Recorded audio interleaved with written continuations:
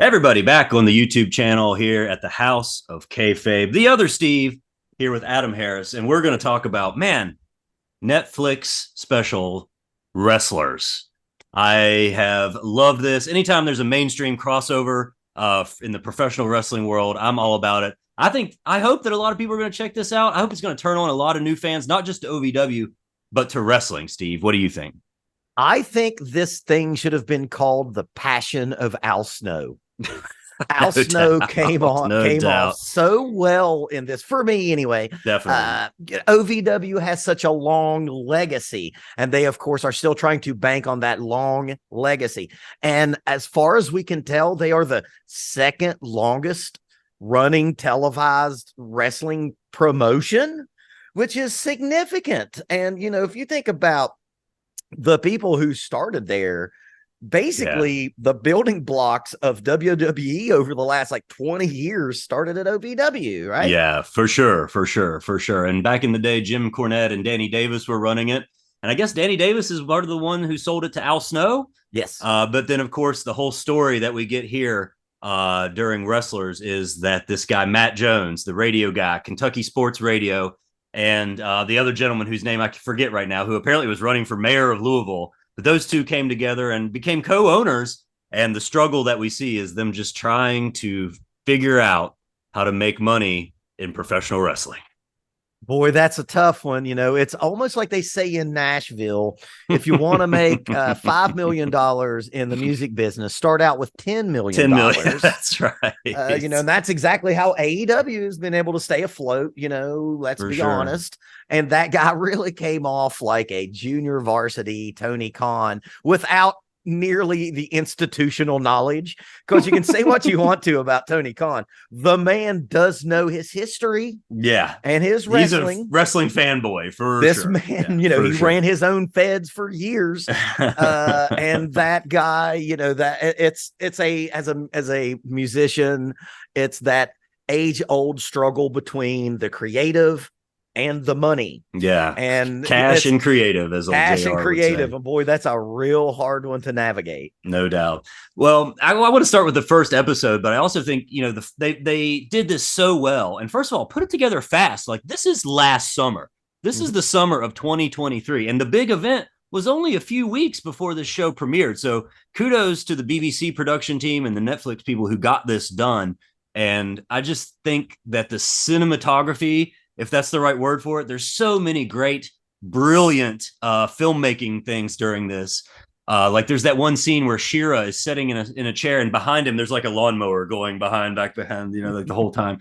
But the opening 6 minutes, man, and I guess I was maybe excited. I was really anxious to watch this, but I thought they laid it out so wonderfully. Just the whole premise of everything. You got to know a few of the characters really fast with some dramatic shots. And then the opening segment ends with Haley J taking the back bump, and her hair is all splayed out, and then she gets drug out of the frame, and they did that on every episode. There's the one where Darkstorm is going through his tattoos, and then you get Shira showing off his Nissan that he loves so dearly. Those opening 6 minutes or so of each episode, I thought were just so brilliant and so well done, and set the scene perfectly for the entire season. Well, I'll tell you what, anytime outsiders make wrestling content, I watch like this because I'm afraid that they're going to make it look junky, right? We've had we had an episode on here where we talked about is Vice's Dark Side of the Ring bad for wrestling, and I was so afraid that they were going to make this look janky and make it look seedy. And of course, we're in Louisville, we're in Appalachian wrestling. There was some of that element in there, obviously. I have a big problem. I think we had a gaping hole of Jack Vaughn in this. I would have liked to shout out the veteran. I would like to see more Jack Vaughn. I think that the ones that they chose to highlight, I think specifically Shira And I vaguely remember him from Ring Ka King. I did watch Mm. Ring Ka King back in the day when Hulu was only online.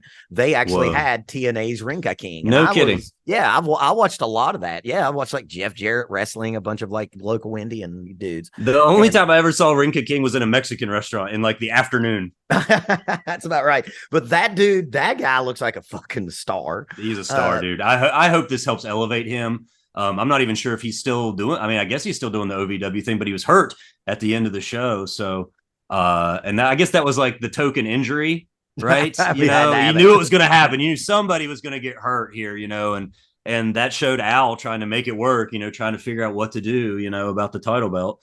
And it Boy, looked like, go ahead. well, it looked like at the big event they didn't even have an OVW title match because he was hurt, and they weren't going to bring James Storm in. Well, going back to not having the institutional knowledge, and it did whip up a little bit of an X/Twitter storm when the DJ claimed that James Storm, kind of a legend now in the new TNA world, couldn't sell 60 tickets. Man, that was rough. I didn't like that. I don't think he mad. knew who James Storm was. I don't think that was of his era. I don't think that was of his era. But I think Shira's built for the WWE. Look at the guy, right? No question. You couldn't really tell who could and couldn't work, because we were just getting the highlights. We're not getting the full story of the match, but everything that you saw from him looked believable. And I mean, and like Al Snow said when he talked about putting the national championship on him, look at him. Yeah. Put the belt on this guy, right? Well, and I guess maybe his only hurdle would be like the promo or whatever like that, but just give him a heater, give him a manager, do something, you know what I mean? Look from that guy, man. Yep. What did you think of the scene where he like went through his car? Did you love that? Yeah, man, I love feel good stories like that because I mean we know that this dude is making ends meet, and I've been there. I have such a place in my heart for artists, and I know that we don't like to call wrestlers artists, but those of us who are performers doing everything we can in our everyday life to finance our dream and our love. And I mean, I worked at Applebee's for a long time, so I could be on the road in bands and, watching him deliver Uber, which has to be one of the weirdest events when you order whatever food in Louisville, Kentucky. And here just comes a super jacked, huge, sweet Indian fellow to bring you your food. I love those moments. And there's a lot of those moments in this. Yeah. And it speaks to the struggle, if you want to call it that, of being a wrestler and also trying to work your day job. Almost nobody in this thing is making money full-time as a wrestler. And at one point, Brian Kinnison, who God bless him, I think they did him wrong on this show, the announcer who was out there hanging flyers, and he's talking about how, they're trying to do WrestleMania with no budget. They're trying, they've got all this WrestleMania expectation with little to no budget, and that's pretty much the world that we live in. Everybody wants their wrestling or the wrestling they're involved with to be the biggest that it could possibly be. It's the most important thing that could ever happen to them in their lives. But yet it doesn't have the same attention, or especially not the same budget that the big leagues do, like WWE or WWF. And they sent those guys out walking the streets of Nashville, handing out flyers. Old school, man. Old school. Yeah, it is. What did you think? And this is something that I always think about when I see independent wrestlers, and especially independent wrestlers that are basically in our area, because Adam Harris, of course, is the best damn independent announcer in the area. I spent a lot of like doing Adam Harris bingo, trying to figure out all the people that you have announced. And I want to go through them. I am so sure that you announced Cash Flow. You've had to announce Cash Flow. Man, you would think so. I've actually never seen Cash Flow that I know of. I don't think I've seen him wrestle, and I've never gotten to announce him, but I thought he was one of the standouts of this show, man. He really charmed the audience. I think he's great on camera. You get that everyday guy feeling from him. And they sat there and watched his AEW dark match with his dad. Yeah, man. I'm predispositioned to root for guys like that. You know Totally, what I man. mean? Like, Even after they showed that Outlaw Mud Show stuff that he did back in the oh day, boy, the jumping yeah, off of the bleachers in front of 40 people and whatnot. But he's come yeah. a long way, man. And he seems like the real locker room leader. And they portrayed him that way. And it seems like he's that legit, man. I like that dude. I would love to see that guy in this area more. I would love to be able to work with him. We need to probably talk to Steve New about booking a lot of these guys at the Bash and Beckley next year. That will Yeah, be yeah, happening. That yeah. is Bash and Beckley 4, release date to be determined, I'm pretty sure. So I'm going to guess that you have announced Jesse Goddard's Mr. Spectacular. No, that's not. That's another one I've never worked with, man. Come He on. the first time I watched OVW though, he was featured on it, and I was like, wow, this guy is a star. You know, Well, I'm surprised. he was in TNA and was a mid Carter to, preliminary main event guy. This guy's not an up and comer, even though he's Mm-hmm. in an up and coming Fed. That guy Yeah, has yeah. been on TV, on national television a One of the lot. best cinematic things they did was like him in the tanning bed. You know, that like tells a lot of stories right there. You know, and he's talking about survival of the fittest. You know, and you're out to get somebody else's payday, basically. You know, who else? Who's not going to work because I'm on the card? You know, and then also with the what's the thing he rides around on? What's that A called? segue. Segway. That's good heat. He said, That's "I'm great done. I'm heat. done burning calories unnecessarily. You know, I'm just done walking." That's great heat, man. Okay, Tremendous. so I know for a fact you've had to announced Hollywood. Hey, Hollywood Hollywood, Haley J, Haley the J, Bougettoist. and Amazing Maria. Definitely, yeah, definitely. I did get to work with Haley J and Amazing Maria. Amazing Maria a few times actually. She was in ASW. She's come by several times over the years, and even managed a tag team. I think they were called NV Us. It was like NV Us, and I'm pretty sure the guy who works at the hotel with her that's sitting beside Maria. I'm pretty sure he was in that tag team. I might be wrong about that, and I didn't try to look up his name. But Amazing Maria has come through a few times, and it was funny. Even then, I noticed her in the locker room because she was very much mentoring that tag team. You know, I heard her kind of going over their stuff with them, and it's like, when you go out, make sure you do this and don't do this. And then afterwards, I heard her saying, "Hey, you weren't looking for the tag at this point, or whatever, whatever." You know, I mean, she was like critiquing their match to the highest degree, and I could tell, like, wow, she knows what's up. But then at a show at Harts, West Virginia, look that one up on your map, children. In Harts, West Virginia, Amazing Maria and Haley J wrestled a tag match for ASW, and Haley J was the OVW Women's Champion at that time. And I actually got to hold the belt. And as I often do as a ring announcer, I take the belt back, and I usually like to take a quick photo of that bad boy. You know, like everybody loves belts, right? You know, and I took a photo of it and I posted it on Instagram, and I said, you know, got to hold the OVW Women's Championship, working with Haley J tonight. And she commented on there and said, "Who said you could take a photo with my title?"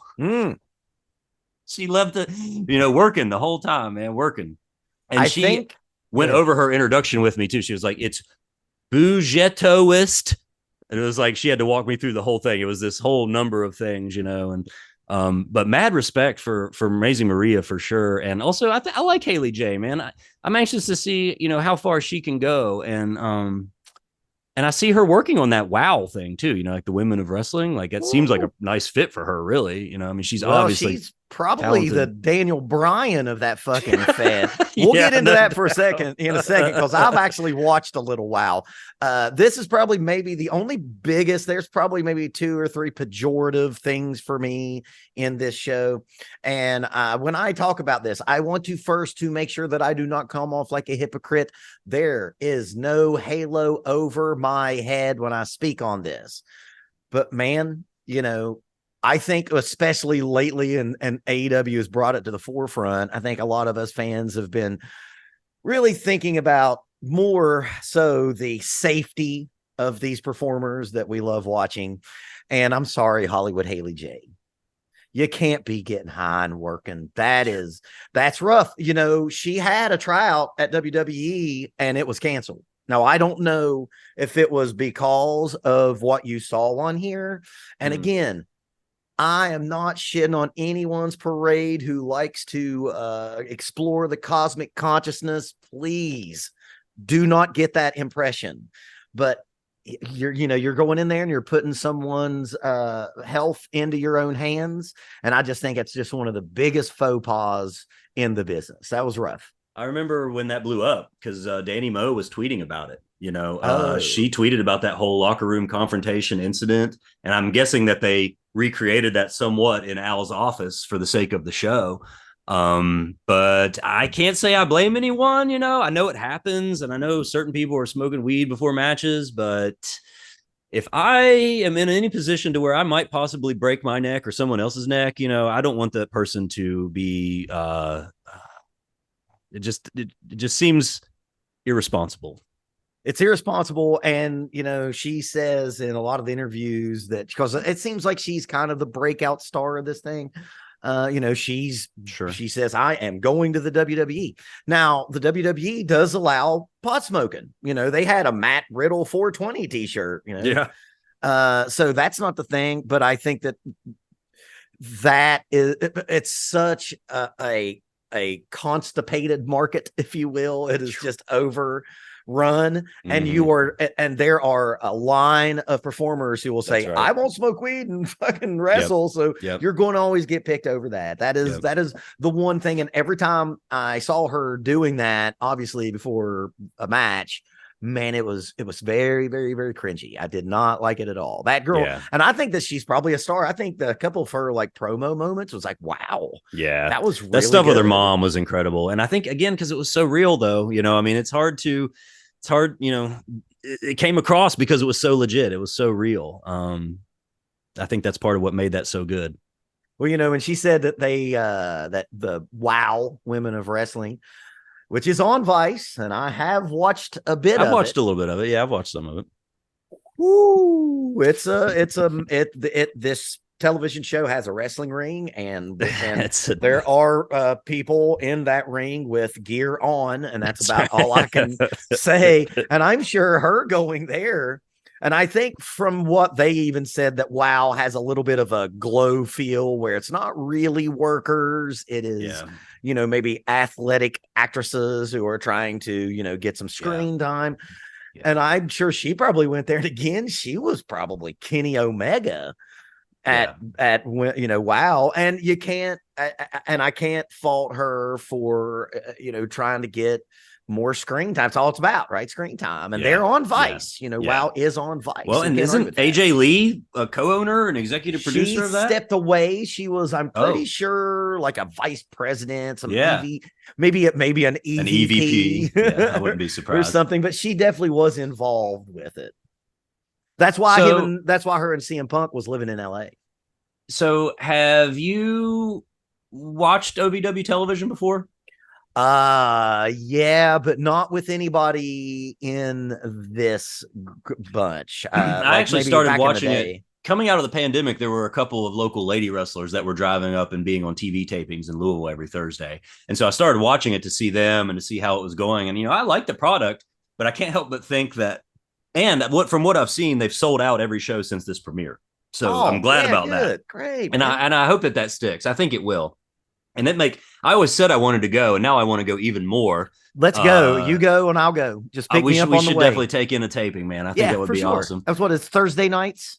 Yeah, and I think they're still doing Thursdays. They've kept that streak alive, as far as I can tell. And it's weird. I don't want to say this insultingly, but it's like the filmmakers do wrestling television better than wrestling does wrestling television. It's just we're more used to seeing it in this dramatic light and with the slow motions and all that. Whereas if they had tried to actually just use the OVW TV footage, it probably would not have translated the same.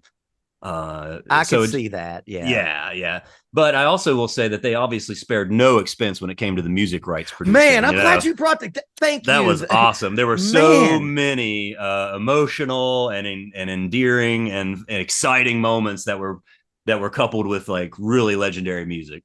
That last song, that was one of my all-time favorite Yes songs. I've seen All Good People, and it set perfectly. I wish I remembered all. Was there a Kansas song in there too? Maybe they did "Come Sail Away." Come there it is, sail stick away. song. Here Come you go. sail away. Yeah, man, Tremendous. they opened up the purse strings to get some really good music, and I think that's again one of the things that Tony Khan does really well. And I know it costs a lot, but hearing institutional music that we know as theme musics just hits different. It hits different, as the kids say. Well, You can't argue with the technical aspects of this thing. It was made perfectly. Now, I'm pretty sure, and I actually knew this was going on. I had a scoop. I scooped this in the chat room, in the House of Kayfabe chat group that one day will be available for Patreon, heavily redacted. I was at a comic book convention, and one of my really good friends is a comic book writer, and his artist is Al Snow's comic book artist. And he told me 3 years ago that this was in the works. Cool, and cool. This was done by the same group that did Last Chance U. I don't think you're a big football fan, but Last Chance U is about JUCO football, and it's about where college football players who have messed up in the big leagues, and this is where they go to rebuild. So they were made to do OVW. They've already told a bunch of these stories in college football, and maybe they did a college basketball one as well. So you could tell that this was kind of old hat for the filmmakers. Yeah, for sure. Yeah, for sure. And I think and I think that their strengths are in that ability to get into the details and to tell it. You subtly tell the story of each of these guys throughout every episode, so that by the end you feel like you've known all of them. Mm-hmm. You know Amazing Maria as the producer, but also as the wrestler and as the recovering drug dealer and person who's been in jail and who's done time. Unfortunately, I feel like there were a couple episodes, or maybe could have used like trigger warnings, because first of all, Haley J's being raped at age 15. That's rough. Yeah. You've got the whole domestic disputes between her and Eric Darkstorm. Actually, that goes back to Adam Harris Bingo. Have you announced Eric Darkstorm? Yes, definitely announced Eric Darkstorm for sure. And to get bundles, they were known as Dark Clouds. And DeGette was not on there as much as I think. He was more of a background character because obviously Eric was dating Haley J, and so they focused on those two. But when I was watching OVW, they were the tag champions. That same time that I was telling you, some of my colleagues were going up there to be on TV. DeGette and Darkstorm were the tag champs. And then there was that eerie scene where they shot it in the dark, and it was Maria calling DeGette to say, Dark screwed you guys up. You guys aren't on the show anymore. Al wants to keep this off television, she said, and like they didn't even want that on the Netflix special. They didn't even want that on there, but it made it. And it honestly should have, I think, that's the real life stuff there that, and I couldn't believe that Haley and Darkstorm were like together at the end again. She's like, you can come stay at my house. Well, we know how these things go. He broke my heart. And of course we keep politics off here. So we're going to do it for 1 second. Homeboy got a Ron Paul tattoo. And of course, Ron Paul is my hero. He is my political hero. He's the greatest American politician that has ever lived since about Abraham Lincoln. And I was like, wow, shit, this guy's Ron Paul, the revolution. And then like 15 minutes later, it's like, oh, you're a fucking scumbag. So you just ruined the, shit on the beautiful name of the happy warrior that is Ron Paul. Yeah, that was the other, pejorative, I guess. And that stuff is what I'm always worried about when outside people come into the wacky world of wrestling, because you don't have to look far to make it look seedy and low rent. Yeah. And, they were telling the story. It's a thing that happened. And, unfortunately, that is a thing that exists in this world. And that's about all I want to talk about with that. Ugh. Well, and the other thing that I thought could have used a trigger warning was when old Matt Jones had his stroke mid-meeting. That's the third one. That was Adam, disturbing, man. Oh, I don't like that. I don't like it. I know that. And maybe you could even say that, this shines a light on epilepsy, yes. And that could be seen as a positive. Try to remove the stigma. Yeah. And that was, I really didn't like him until that moment. And then when he talked about afterwards, like how he was like, it's not what happens to me, it's what it does to other people, and it makes Yeah. them scared. It's like, Yeah. oh wow, I don't like okay. the looks on other people's faces. Oh yeah, this guy's a human. It was hard to get there, but we scratched the surface enough on Matt Jones. We became I started rooting for him. Definitely. He became a tweener for me Yeah, yep. right And at the there. end, he switched from free Miller Lights to free whatever you want, and Yeah, everybody boy. popped big time. Got caught up there. You know, if your money man's opening the bar, you gotta get that. All right. I think that they could have went without so much footage of that. It was rough. You know what I It mean? was rough. Yeah. And I actually read an interview where he said that the thing he was worried about the most is his mom seeing it, because his mom's never seen him have Yep. one. Yeah. You Yeah. know, No, and I felt for him for that. humanizing, and that's Definitely. what good, you know, cinema verita, if you want to, Mhm. you know, get pretentious here. That's what it does, is it humanizes these people. And you know, after watching his date, it's like, ugh, fuck this guy. You know, his My wife made me cringy. fast forward it. Was it too much cringe? She's like, I can't with this. I can't with Oh, this. douche Like all that other skills. stuff on this show, she's down with it. But his date was Ugh. beyond. Well, we got to wrap this up pretty soon here, but there's two more things I want to talk about. One is I mentioned him a little bit ago, Brian Kennison, who they really did an injustice to by bringing him in and said, you're going to have to prove yourself to this company by the end of the summer. You know, we're going to have to see if you can justify a full-time job. I'm like, this guy is the one you're going to say that to? Like, is he the only other employee besides Al? Is that why they had to do this? Because clearly, dude does announcing, dude does filmmaking. He was like, so much for spending 20 hours on graphics last week. Like, yeah, dude, nobody wants to make graphics, and you should not shit on this guy who is your hardest worker. You know, the one guy who's not getting pops, who doesn't get to make a big entrance, who doesn't get to flex his muscles. You know, he's there for the love of it.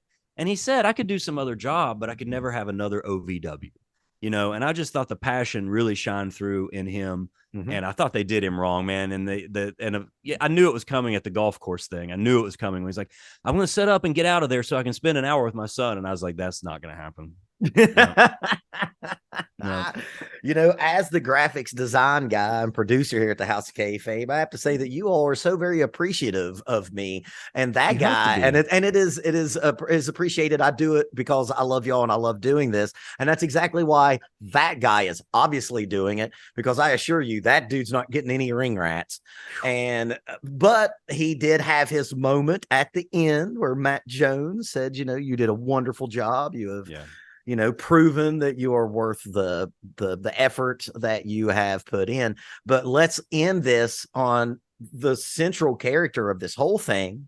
When you were a Monday Night Raw Attitude Era watcher, did you ever think in 20 years you were going to be rooting for Booker / Federation owner Al Snow? I'll go back to the day when I saw Avatar's debut on WWF television, man. I remember that so clearly. And I remember the New Rockers, you know, I remember that. That was right when I was watching. And to know that friggin' Al Snow would be the most over babyface of this whole entire thing. He was tremendous, man. A pat on the back's only 2 feet above a kick in the ass. Yeah. You know, there again, we get to like institutional knowledge. This is a man that broke in like the 90. Yeah. When he was like Leaf, wasn't he like Leaf Cassidy? Leaf Cassidy. And you know, when he was Leaf Cassidy, that was Smoky Mountain, right?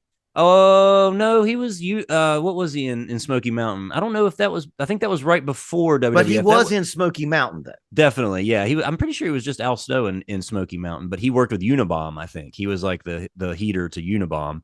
And that had to be like 94, 95, because that's when wrestling, you know, historically, everybody looks back on that as being like a horrible time period. I was loving it when I was a kid, though. You know, I mean, that was just wrestling to me. It wasn't bad wrestling. It was just wrestling. But yeah, Al Snow is a man who has amassed all of this very specialized knowledge. I got into a Haley J state of mind during some of my viewing of the episodes, and went down the cosmic consciousness of like thinking Al Snow has learned under a lot of trees. No You know, doubt. he has been booked by Jim Cornette. This man's probably been booked by Pat, has been Pat agented Patterson by Pat Patterson. This man has worked under Vince McMahon. This won man the has, tag belts with Mick Foley. yeah. And this man has, amassed, and there's a lot of those guys out there too, still. He's amassed a very specialized knowledge. And it was really fun. And there was this one moment, it was during the big one, and one of the female wrestlers, she did this move where it kind of didn't make a lot of sense. She did like her opponent was on her butt, and she did like a clothesline and then like a backwards thing. It's a move that I'd never seen before, and it didn't look like it made sense. And Al Snow goes, well, whatever that was. I was like, oh yeah, he likes wrestling like I do. Well, and how about at the very end, he talked about when he had first brought Head in and they attached the Head and Shoulders bottle to the head and pinned it. And here we are, dude, 20 some years later, and Al Snow still is hung up on that. Yeah. He's like, I did the wrong thing, How wild is that, man? He's won titles. He's been all over the world, and he still goes, man, I did the wrong thing there. I buried myself right Well, there. that's a storyteller looking and seeing and identifying what messed his story up. Yeah. Those guys, like, man, God, Tony Khan needs to hire some of these guys.